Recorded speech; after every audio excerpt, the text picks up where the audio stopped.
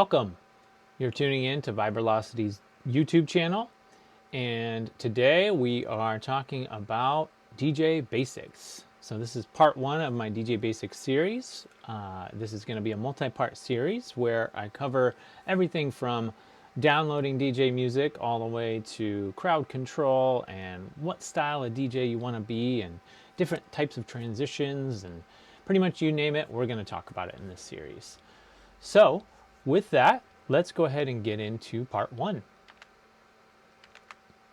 So the very first thing I want to talk about is just some tips around downloading music and setting yourself up for success. So talk about my workflow a little bit and the best ways to download tracks.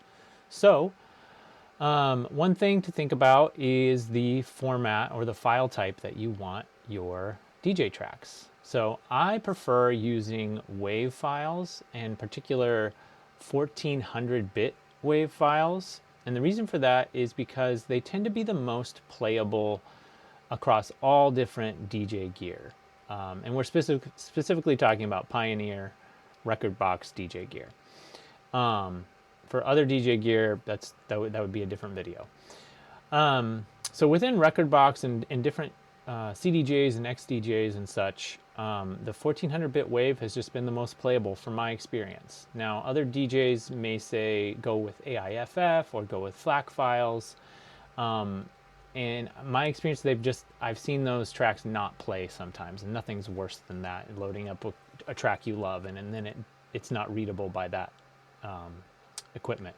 So in Beatport, which is one of my most frequented music stores, you can select the format here in your shopping cart to be WAV right there.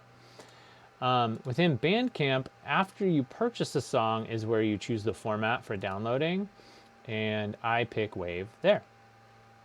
And then I also use QOBuzz sometimes for my mainstream music that I sometimes download. So like hip hop, soul music, pop, all of that kind of stuff that's not electronic music. You can find most of it on QOBuzz for high quality. And you would just download them here. Now with QOBuzz, it does download as a FLAC file. So I'm going to show you how to convert that into the 1400-bit WAV that we want. So once we've downloaded everything, you come into iTunes, which my guess is you're using iTunes. If not, you would have to have a different approach. So you have these tracks in iTunes, and you can see they're all 1400-bit WAV already. Now, if they weren't, what we would want to do is convert them. And so here's an example of this is a sample, but we'll say this is a track that was downloaded in 2100 bit rate. So to convert it, you would first set up your convert settings. So you go Edit, Preferences, and then it's in kind of a tricky place here under Import Settings. You want to import using the WAV encoder. And under Setting, you want to select Custom. And for various reasons, which I just find it's most highly recommended that you use the 44.1 kilohertz setting for sample rate. And sample size, we want 16-bit. So you hit OK, OK, OK. And then with that file selected, you go to File here, Convert, and create WAV version. Oh, well, I got to find a different one because that's not in the right place right now. So, okay, that worked. So it happens pretty quick, and it'll show up in the top of your track list here. So there you go. It is in the appropriate bit rate. Now with FLAC files, the approach is quite different because iTunes does not allow you to open FLAC files. So what you would do is open the track in just the folder, File Explorer, and then you want to open the program Audacity. If you don't have it, it is free to download. And all you have to do, it's pretty straightforward, is you drag this over. It takes a second to import it. And because you got it from QOBuzz, all the track information is already saved. So literally you just hit export as WAV. You want to double check that the encoding here is the 16-bit PCM. And other than that, you just leave it as is. Make sure you select the appropriate folder where you want it to go. And then you hit save. I've already done this, so I'm just going to replace that file and then hit OK. It takes just like not even a minute. And then that will be here in the file where I told it to go.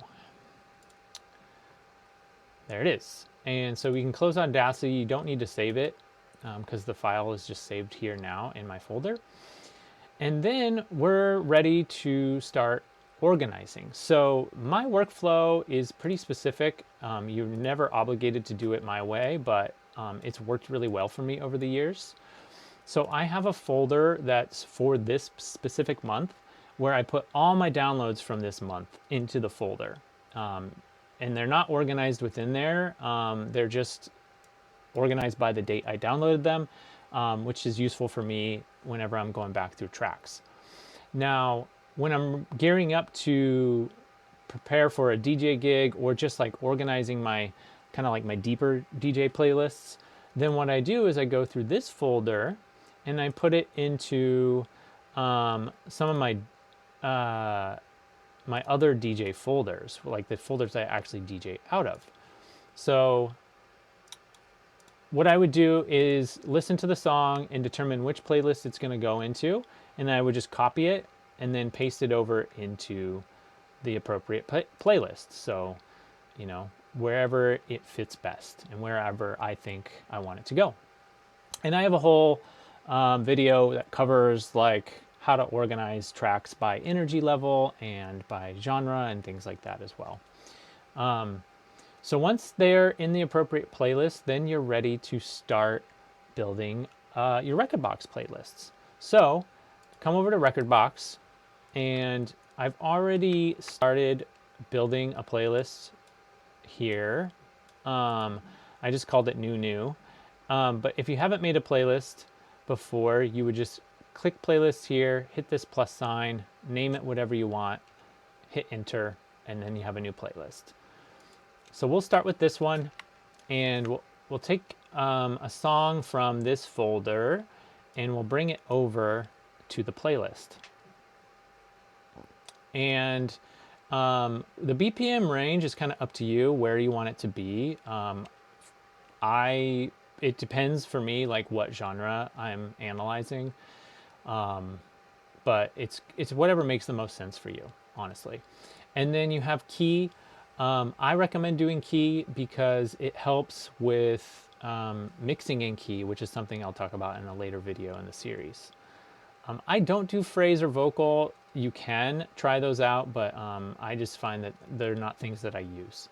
So once I've done that, it'll import that track into the playlist. Now, something to keep in mind is when you do this, you don't want to move the location of the file after you've imported something into Rekordbox, because then Rekordbox won't be able to find that file again. You'll have to search for it and then tell it where its source location is. So that's just something to keep in mind. Now, the first thing I do once I've brought all my tracks for a playlist in to Rekordbox is I organize by BPM. And then you want to click any of the tracks, come to playlist, and hit renumber track order. So that just puts them in chronological order in addition to BPM. And that'll make sure that they show up in this order on your DJ equipment. So highly recommend that. And then hitting the hashtag sign can allow you to mix and match, or like to drag these into the custom order that you want. So that's really useful. Then the next thing you want to do in your playlist is you want to load up that track, and you want to make sure that your grid is in line with the beat. So we can't really tell here, so we're going to come over to where the beat starts and find our first kick.